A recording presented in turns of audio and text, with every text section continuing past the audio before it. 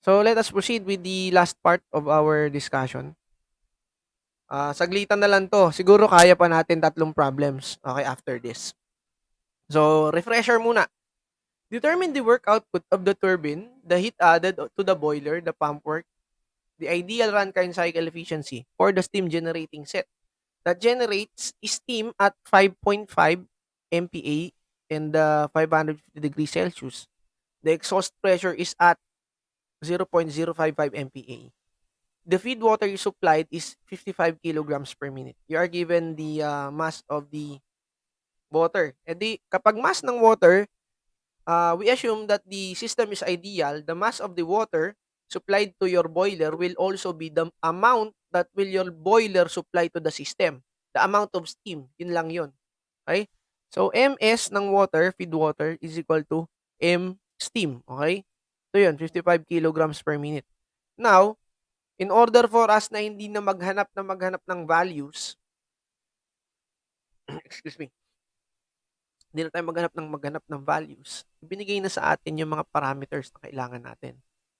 So, dito, you are given a runtime cycle. Bigyan ko na kayo ng TS diagram. TS diagram na to. Okay? The T and S diagram. The TS diagram mo, okay? This is the part na kung saan papasok na sa boiler yung iyong feed water. Okay? Feed water, nakaan na siya. Papunta na ng steam. Okay? Ito, saturated steam na yan. And then dito sa 1 mo, that is superheated steam. This is part 1. T1 and P1. Yan yung pressure 1. Ngayon, bababa yan dito. Hindi mo alam if that is pupunta ng iyong, after ng turbine, pupunta ng condenser mo. Magkakaroon ka ng heat rejection para maging tubig ulit siya. Okay? Tignan nyo na lang yung drawing. Okay? Para, yan. At certain points, meron ka mga madidetermine dyan. Okay. At here, in here, this is H1. Makuha mo superheated. Dito, constant entropy. Okay, S1, S2. And then makuha mo dito yung H2. Hanapin mo dito dapat yung X or the dryness factor or the quality of the steam if that is wet or simply saturated pa rin. Pagpunta dito, magkakaroon ka ng heat rejection dahil condenser yan. Dito yung heat addition mo due to the boiler. Okay? And then dito yung pump work mo. Sometimes, during your board exams, yung pump work is very small, then it is negligible. Pero pagdating dito sa atin, theoretical calculations, di tayo nagmamadali. You have to show the pump work. Okay? Pump work. And then dito, pupunta siya HF and then H4. Ngayon, may mga keynotes dito, okay? Your H1, makukuha mo lang yan under this region. Okay? And then under these parameters, yung T1 and then P1. How about yung H2? Makukuha mo si H2 by finding X. Okay? Yung X kasi na yan, given yan dito sa S2 minus SF divided by SFG. Anong pressure yan? At this pressure, sa pressure ni condenser. Okay? And then dito, mahahanap mo si H3. Where H3 is equal to HF at the condenser pressure. Yan. Okay? Since wala ka naman ditong binigay na temperature of water. Okay? Now, kapag naman binigay yung temperature of water mo, in order for you to find the enthalpy of water at a certain temperature not greater than 100 degrees Celsius, okay? Sa SI units, HF, okay, is equal to CPT. Ano yung CP? That is the CP of water. Ano ba yung CP ng water? 4.187 kilojoule per kilogram degree Kelvin. You just multiply it with the temperature. The temperature should not be, okay, should not be greater than, or it can be less than or equal to 100 degrees Celsius. Pero hindi mo na siya pwedeng gawin kapag this is above 100 degrees Celsius kasi meron ng discrepancy yung calculation niyan. Okay? Para makuha mo yung HF ng water. Sa SI yan. Kapag naman, English units, you just multiply it with 1. Ano yung 1? 1 BTU per pound degree Rankine. That is the CP of water. Same lang yan ng CV kapag water. Hindi nagbabago yan. Okay? Kaya nga ang K ng water is 1. CP/CV is equal. Now, meron ka ng H na binigay dyan. Okay. Nasolve mo na sa H3. Sir, paano ko isa-solve si H4? Galing dun kay work pump. Sir, paano ko isa-solve si work pump? Yung work ni pump, okay, ito yung shortcut. Lagi mong kukunin yung VF dun sa condenser. Condenser pressure, you multiply it with 1,000 and then you multiply it with D. Yung pressure na panggagalingan niya, okay, i-minus mo dun sa pressure na hahabulin niya. Ano ba yung pressure na hahabulin niya? Yung pressure 1 ang hahabulin niya parate. Yung pump na yon, ang hahabulin niyang pressure is pressure 1. And then the supply pressure is the condenser pressure. So P1 minus P condenser. You will find work pump. Okay, another formula. Now, mahanap mo na si H4. Okay, tignan mo lang dito sa diagram. Laging diagram lang. Okay? Si H4 papalabas. Ayan, ang papunta dito sa taas. Okay? Punta riyan. Now, yung H3 mo papunta rito, paloob. So, ilan ang pumasok, ilan lumabas. Dalawa yung pumasok, isa ang lumabas, H4. Ibig sabihin, additive yung dalawang pumasok. Okay? Energy in, energy out. So, H4 will be WP plus H3. Okay? So, that is H4. Nasolve mo na. Now, for QA. Okay, the heat added to the boiler. Pumasok siya, ito pumasok sa H4, lumabas is H1. Okay? E di greater yung H1 kaysa sa H4. How about naman sir, the QR? Tignan mo ulit dito. Andito yung QR lumabas sa H3, pumasok sa H2. Ayan. Basihan mo na lang yung TS diagram, di mo na kailangan mag-drawing ng pump. So, dalawa yung lumabas, isa ang pumasok, ibig sabihin H2 minus H3. How about the work ng turbine? Sir, go here. The work of the turbine is always produced under isentropic process. Kasi expansion yan eh. Work ng turbine. Ano yung pumasok, ano yung lumabas? Ang pumasok is H1, ang lumabas is H2. Dalawa ang lumabas, okay? So, energy in and energy out, therefore, equal to H1 minus H2. How about the work ng pump? Ayun na. Pero kapag enthalpy ang gagamitin mo, okay? Hindi, kahit di na eh. Kahit di na, nasolve mo na eh. Nasolve mo na. Okay na yan. How about the efficiency of the system? Just like your Carnot and any other heat engines, the efficiency of the cycle is equal to work net divided by QA. Or simply, work ng turbine minus work of the pump divided by QA. Tignan nyo enthalpy, how about the enthalpies? Pag ginamit mo to, H1 minus H2 minus work ng pump divided by QA.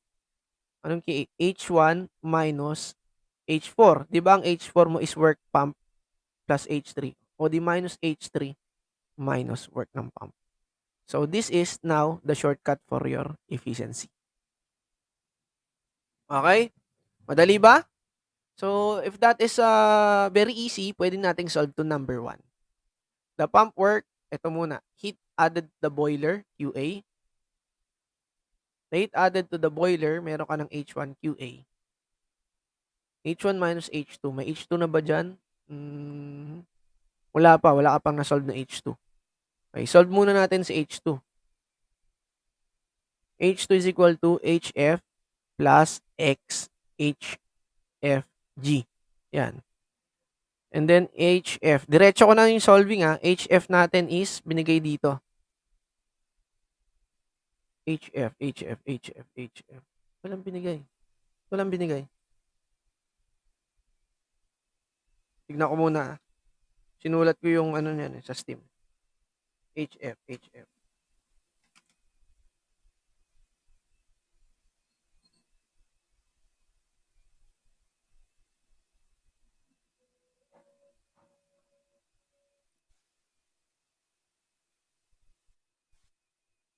Feed water supplied, HF. Nasaan na HF dyan? HG lang binigay. Ayun, HF to. Hindi lang nasama. 350.54. Okay? HF 350.54 plus yung X. Okay, diretso nyo na kaagad. SF na kaagad yan. S2, S1 is equal to S2. S1, okay, lagay dito.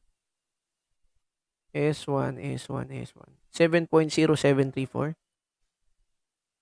7.0734 minus SF, binigay na dyan. Ayun o, 1.1193. 1.1193 divided by SFG. Yun, 6.442. 6.4422. Yun, 4422. And then you multiply it with the amount ni HFG. HFG. Asan na yan? HF. HG nakalagay dyan, di ba? O HFG is HF minus HG. HG minus HF. 2649.8. 2649.8 minus HF 350.54. Masolve mo na si H2. Mahaba lang talaga to. Okay? 350.54 minus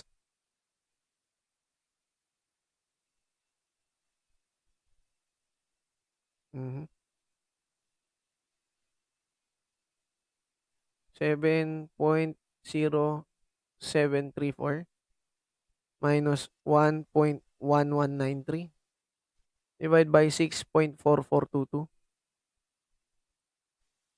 multiplied by 2649.8.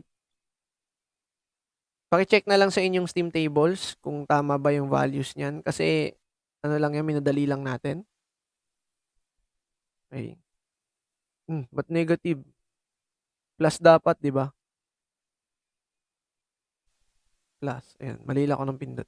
Plus 2475. Paki-check na lang. 2475.59. 5942 kilojoule per kilogram. We now have yung H2. Okay? Ano pa hanapin natin dyan? QA wala na. Okay? H3 meron na. H4 kahit di na natin hanapin. Work ng pump merong VF. Ayan, VF binigay. So QA. H1 minus H2. 55 kilogram per minute. Ayan. 55. Divide mo na lang 60. Divide by 60. Kilogram per second. H1 minus H2. H1 is 3545.5 minus 2475.5942 kilojoule per kilogram. Cancel yung kilogram. Okay? Kilogram. Kilojoule per second, kilowatts. Okay. 55 divided by 60 multiplied to 3545.5 minus 2475.5942. The answer is 980.75 kilowatts. 980.75 kilowatts. That is QA. How about the work ng pump? Work of the pump. Okay. Kunin mo muna yung wala pang mass. Specific work muna. So, VF. Kunin natin. VF is 10316. 0.0010316 meter cube per kilogram. Tapos yung pressure na pinagmulan niya, okay, 5.5, 0.55. Multiply mo na kagad to ng 1,000. Tapos 5.5 minus 0.055 kilonewton per meter squared. Yan. KPA na lang 'to, eh. Ito conversion 'to ng ano, eh, MPa. So, cancel the same units. Ito may natirang isa. Kilonewton meter per kilogram is kilojoule per kilogram. So, 0.0010316 times 1,000 times 5.5 minus 0.055. The work of the pump is very small, kaya negligible na naman siya pag nagsosolve ka sa board exam. 71 kilojoules per kilogram. That is the work of the pump. Ba't ginanito mo, sir? Kasi kailangan mo yun sa efficiency. So, sa work ng pump, hindi na specific work, multiply mo na lang to ng 0.55. Okay? Ay, 0.55. 55 divided by 60. 0.6171 kilojoule per kilogram multiplied to 55 divided by 60 kilograms in every second. Cancel yung kilogram. Okay, multiply natin. 55 divided by 60. That is, maliit lang. 5 kilowatts lang, di ba? Compared to the heat added. 5.1489. O, 9 na lang to. 5.149 kilowatts. That is the pump work. How about the efficiency? Gamitin lang natin yung enthalpy. Efficiency is H1 minus, yan o, H1 minus H2 minus work ng pump divided by. Saan nagmula yan, sir? Dito. Yan. The work of the turbine minus work ng pump. Ito lang yun, oh. O, work ng turbine, work ng pump. Sir, H1 minus H4, yung QA yan. Ito yung H4, oh, di ba? Negative, negative. May negative lahat. Kasi tignan mo, yung QA mo, ayun, oh, H1 minus H4. Where your H4 is, ayun, oh, work ng pump plus H3. So, pag nilagyan mo ng negative, lahat yan magiging negative. Okay. So, H1 minus H3 minus work ng pump. Times 100%. O, yung H1 mo, 3545.5 minus H2. 2475.5942. 2475.5942 minus the work of the pump. Maliit lang yan. 5.6171. 5.6171. H1, ulitin mo lang, 3545.5 minus H3, that is HF, 350.54. 350.54 minus 5.6171. Sir, sa calculator, ganito na lang gawin mo para mabilis. Alpha A minus alpha B minus alpha C. Oh, alpha A, kamukha lang naman to, eh. Minus alpha D minus alpha C. Calculate. Press calc. That is 3545.5. B, 2475.5942. C, 5.6171. Yung D, 350.54. You now have the efficiency of the cycle. That is 0.3337. Okay. Diba? Napakadali lang. That is for problem number 16. How about problem number 17?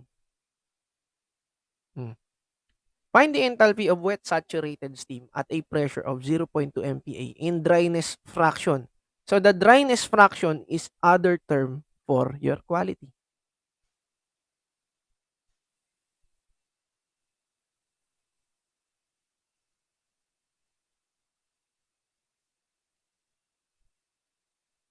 Yan yun, 0.85. So, ang mahanap mo dyan, enthalpy, H is equal to HF plus X HFG. Basic, di ba? Yun na agad ang sagot. HF. Bale, 251 plus X 0.85. I-multiply to HFG 2358. Oh.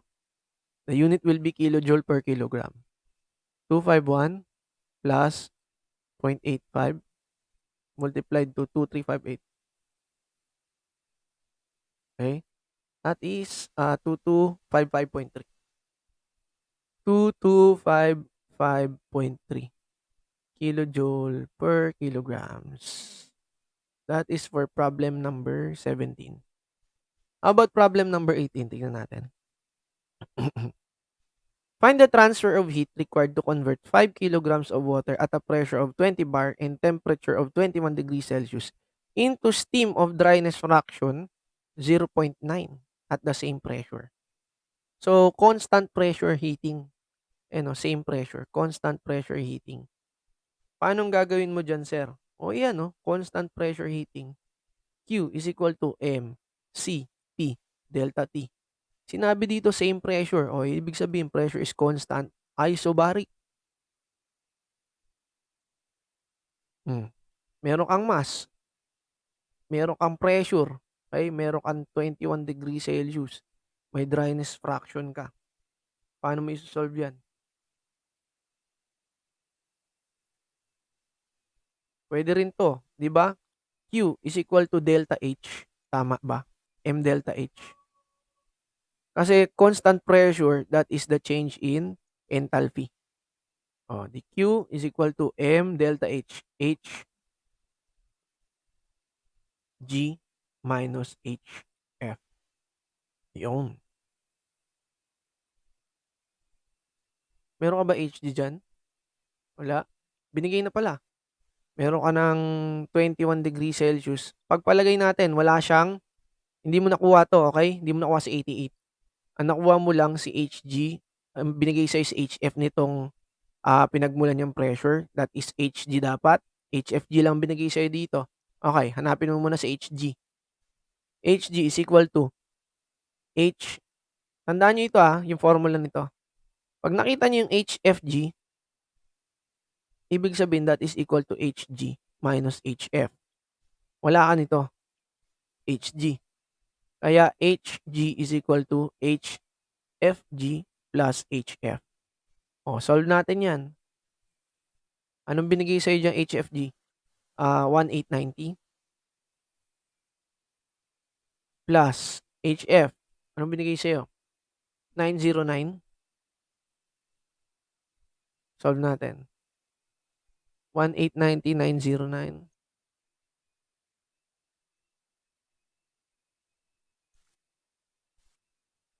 2799.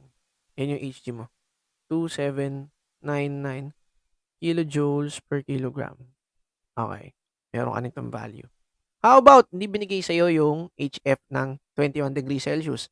Then that is the time gagamitin natin yung formula natin. Yung H niyan at 21, no? At 21 degrees Celsius. Equal to CP water T.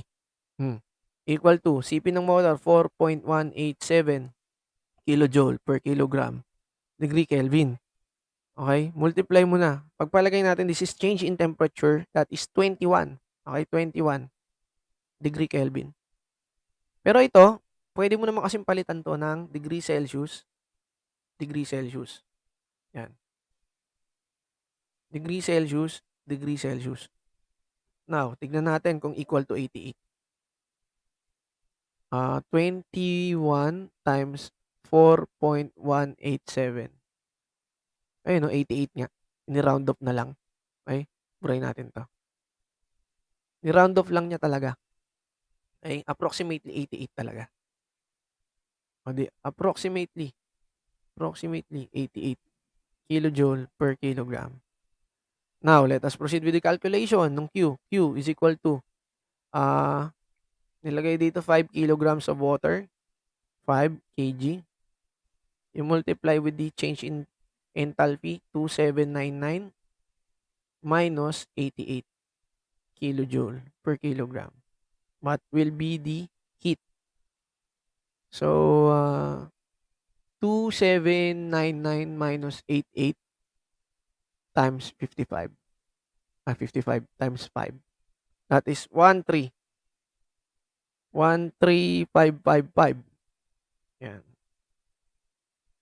13555 kilojoules. That is the value.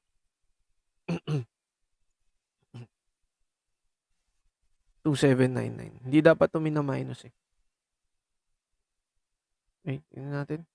2799 minus 8. Tama. Okay? So that is for problem number 18. Check ko muna ko yung problem number 19. Ayan. HG minus HF. May mali tayo.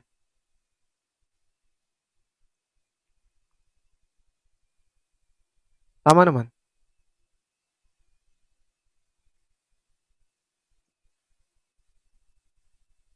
Okay na yan. So for problem number 19. A cylindrical drum or very familiar question. 4 inches in diameter and 4 feet long.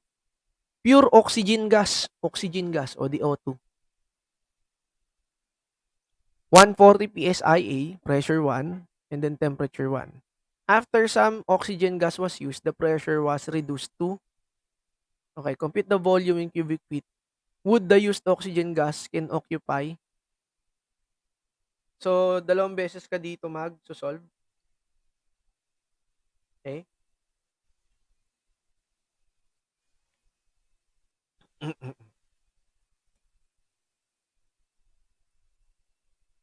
Ano hinahanap dito?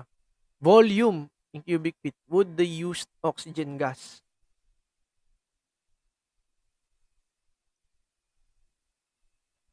Ayan. So, first one, alamin mo muna O2 is 32. Kasi O2 is 16 by 2. Diba? Ang atomic number is, atomic weight, hindi pala atomic number. Atomic weight is 16. So, solve muna natin. Solve natin si mass 1. P1, V1 over RT1.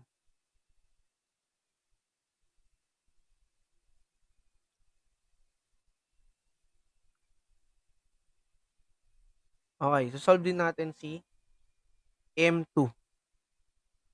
Yung P2, V2 over pure oxygen gas to Tapos RT2. Ngayon, M3. Paano natin masasolve si M3? That is M1 minus M2. Papasok kasi natin to si M3 para mahanap si volume 3. M3. Okay, under PVMRT relationships to or ideal gas equation.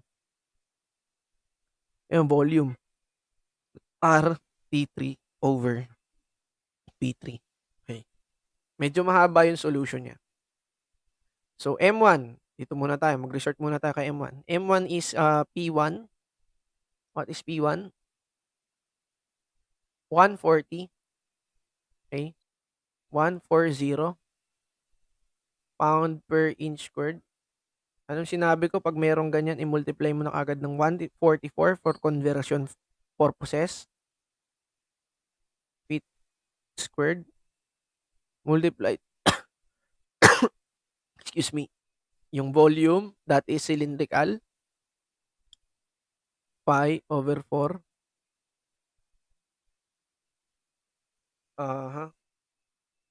Tapos, 4 inch. Divide mo na agad ng 12, okay? Para maging feet. Kasi 1 inch is 12. 1 foot is 12 inches. Divide by 12. Feet squared. Tapos, 4 feet long. Diba? Ang volume ng cylinder, pi over 4 d squared length. Divide by R. Anong R ng oxygen? The R of oxygen, 1545 divided by 32 pound foot per pound degree Rankine. Multiplied it with the temperature 140 plus 460 degree Rankine. This is for M1, okay? Set aside mo muna. Huwag mo muna pindutin para isang sulat na lang, M2. M2 is nakalagay dito sa atin. Ayun, 104 tapos 104. Parehong 104. 104 pound per inch squared. Tapos 144 kagad inch squared per feet squared. Conversion factor yan. Pag naka-PSI, laging kadikit niyan, okay? Pi over 4. Yun pa rin, hindi naman nagbago yung volume eh. Yun pa rin yung i-occupy niyang volume nung cylinder. Okay? Feet squared tapos 4 feet. Divide by, hindi naman nagbago yung gas constant. Kaya nga constant eh. 32 pound feet per pound degree Rankine. Ganon din yung gagawin sa 8.3143 para hindi na kayo magdadaan sa conversion ng mole or yung cancellation sa moles. Diretso na kagad ganitong unit. Okay? And then, temperature niya, 104. 104 plus 460 degree Rankine. Sir, set aside mo ulit yan, sir. Yung makukuha mong value dito, okay? That will be M3. M3 is equal to M1 minus M2. O, yan na yung key equation mo. Okay? And then, ang hinahanap kasi natin is V3. Tama? O, pasok mo yung M3 dito. I-multiply mo ng RT. Okay. 1545 per 32 pound feet per pound degree Rankine. I-multiply mo ng final temperature na ibinigay dyan, 40 degrees Celsius, degrees Fahrenheit, plus 460. Lagi tayo naka-absolute pag ideal gas. Divided by the pressure na 14 PSI. Divide by 14 pound per inch squared. Anong laging kadikit niyan? 144. Isang solving, masosolve natin lahat yan. Inch squared per feet squared. Tignan nyo yung pound mga cancel dito. Ang lalabas dyan is feet. I-reciprocal mo yung feet. Cancel to, cancel to, cancel to, cancel to, cancel to, cancel to, cancel to. Ma-cancel din yung pound na nandito. Okay? Ang lalabas feet cube. Okay, solve na natin. Isahan na lang. Okay? You store the value of M1 to A. You store the value of B to B. Okay? The stored value in B is M2. So, 140 times 144 times pi over 4 d squared. That is parenthesis natin para madali. 4 over 12 and then squared. You multiply it with 4. Sa baba, 1545 divide by 32 kasi oxygen times 2. Parate, diatomic. You multiply it with the temperature, 140 plus 460. I think that is 600 kung hindi nyo na ikakalculate. Okay, you store it to letter A. Okay, ulitin mo na lang para maging letter B. This is 104. Okay. 104 tapos 104 to. Yung pressure, yun lang naman nagbago. Okay? You store it to letter B. Now, okay na yan. Okay? So, proceed ka na dito sa baba. Ayun. So, sa una, okay. Alpha A minus alpha B. 1545 divide by 32 times, lagyan natin dito ng multiplication sign.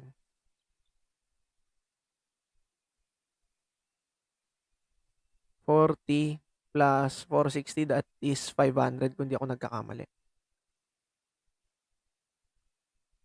140, 460. Tama, 600 yung isa. 14 times 144. The answer will be 0.61 cubic foot. B3 is 0.6101 cubic foot. Ganun lang kadali yung pag-solve sa kanya. Dire-diretso lang. Sulat mo muna and then input mo lahat sa calcu. Hindi yung paisa-isa. That takes time. Okay? Since ang solving natin is always time constraint. Number 20, the last item. 10 kilograms per second of steam enters the turbine with an enthalpy. I-drawing mo yung turbine. Okay? So, it enters the turbine at 3,200 kilojoules per kilogram. Mas balance and then energy balance lang naman to. So, 10 kilogram per second. And enters the condenser with an enthalpy. Ito na yan, papunta condenser. 2,500 kilojoule per kilogram. In a runtime cycle, if the turbine efficiency is 80%, okay, dito, 80% lang daw. And the generator efficiency, pupunta dito sa generator, ayan. Generator efficiency is 0.9. Determine the plant output. The plant output will be yung generated power. Okay? GP is equal to work ng turbine multiply to efficiency nung iyong